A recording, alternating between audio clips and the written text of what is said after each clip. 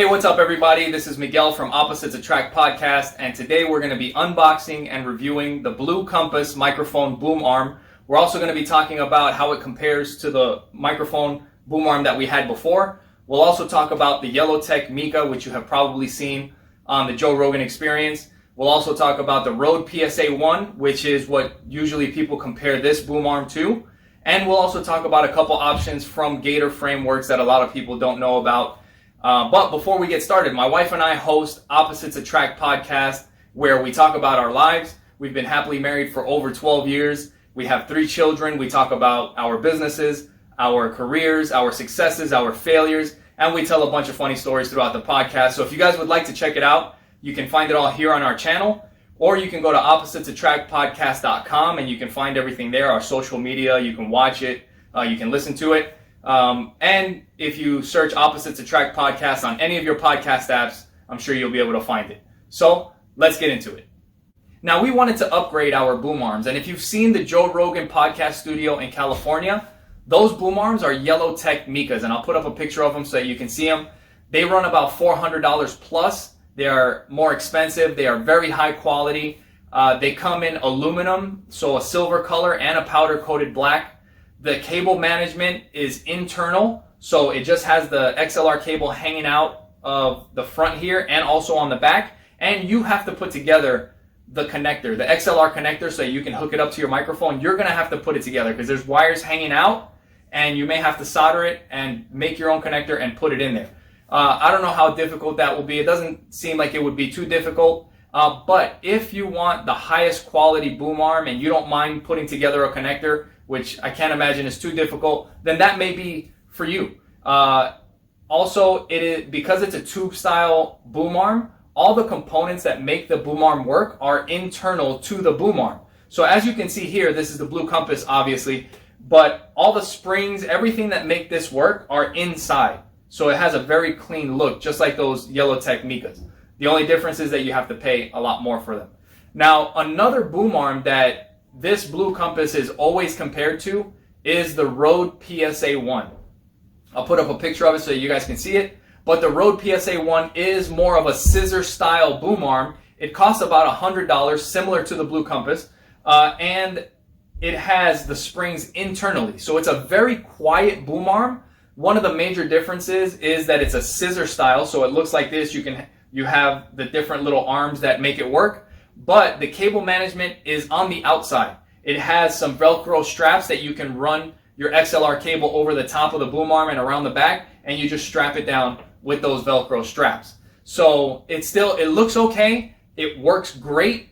So if you don't have a video application, like if you're maybe doing it for gaming, or you don't have a video aspect to your podcast, then the Rode PSA-1s may be the best option, because from what I've heard, the way they move, the way they articulate, how quiet they are, it's just a really great overall boom arm. But if you do have a video podcast or you're streaming and people are watching you, you might want something that maybe looks a little bit better, like that Audio-Technica that I had mentioned, or this Blue Compass.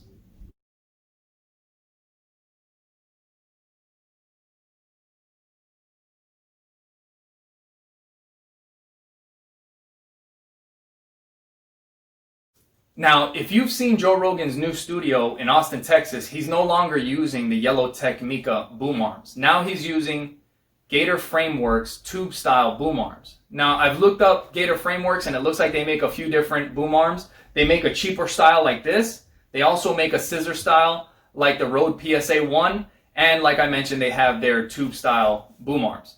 They have a deluxe version and a professional version. The difference between the two is that the professional version has an on-air light. So when your microphone is hot, your light turns on like the Audio-Technica. I believe they have that option as well. The difference in price is the deluxe version that does not have the light is $130. The professional version with the light costs $200. They both have an internal XLR cable with a connector installed. So unlike the Audio-Technica, you don't have to put the connector together. On the Gator Frameworks boom arms, it comes with the connector. You can just hook up your microphone and plug in your connector and you're ready to go. So if you don't want to have to solder and you want a cheaper option, and you want a good looking boom arm, that may be the option for you. Now that we're done with all that, let's get to unboxing and reviewing the Blue Compass microphone boom arm. So let's see what we have in the box.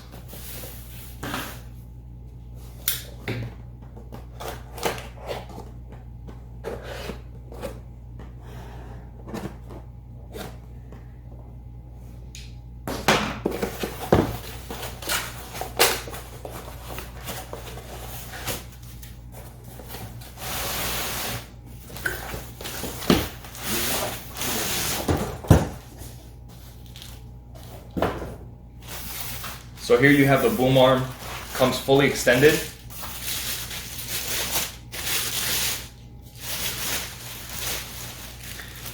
One thing that I've seen people do online when they get this boom arm is that they bend it backwards the way that it's not supposed to go. So they'll start trying to bend it this way. And these are plastic pieces here. When you do that, they start to overlap each other and they'll start to crack. So make sure that you're not bending it the other way. Make sure you bend it the way that the boom arm was meant to be bent. Here we have the base. And this is a plastic knob here. And this is the washer that I was talking about that some people say feels kind of flimsy. And if you don't have this flat against the bottom of the desk, then sometimes this may break off. So you got to be careful with that. And this is the adjustment screw that I was talking about in the last part of the video, where you can adjust the tension for the boom arm in case you have a heavier microphone or you have a lighter microphone. What I'm going to do right now, because I already know that I have to have this at its lowest setting, is I'm just going to loosen it up all the way right now and put it together in the studio. So let's go and I'll meet you guys back in the studio.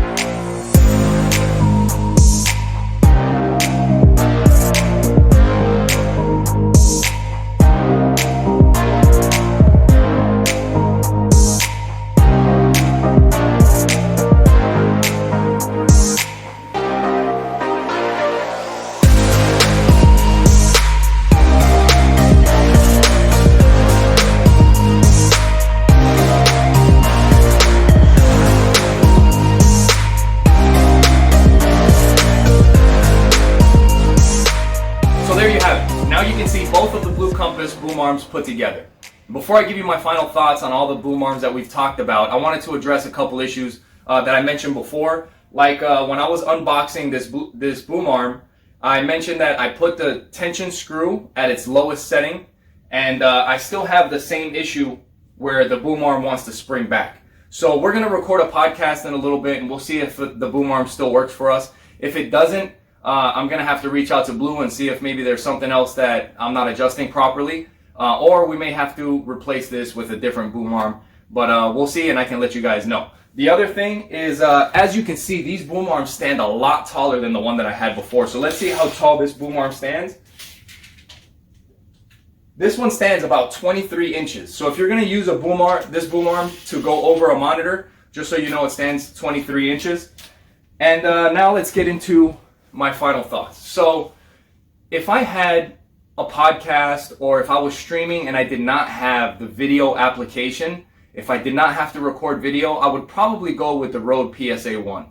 Everything that I've read online says that it's high quality, it's very easy to adjust. Once you set the knobs, it's good to go. It's taller than the cheaper boom arm that I had before, so it also can clear the monitors. So it's just a solid boom arm all the way around. Now, because I do have the video application, something like a tube style boom arm, like the Audio-Technica, the Gator Frameworks, or these Blue Compass are better looking. And the Audio-Technica, they are just very expensive, and I also don't want to have to solder connectors and have to put connectors together. And as far as the Gator Frameworks, it's a similar situation. Because the XLR cable is internal, I would rather have the Blue Compass where I can remove the cable if it gets damaged or I want to swap out for a different type of cable. So that's why, in my opinion, I would go with the Blue Compass. Now, like I said, if I can't get this issue to go away with the springing back of the boom arm, and if it doesn't work for our application here, then maybe I'll have to consider the Gator Frameworks at that point. But we're going to give it a shot, see how it goes. If there's any videos that you guys would like me to make about podcasting, make sure you leave a comment down below and let me know, and I can take a look at that and make some of those videos. I do plan on making other videos on what equipment to purchase for podcasting, how to publish your podcast, how to edit video and all that kind of stuff. So make sure you look out for those in the future. Don't forget to go to oppositesattractpodcast.com if you want to follow the show. We appreciate you watching, and we'll talk to you guys next time. Bye.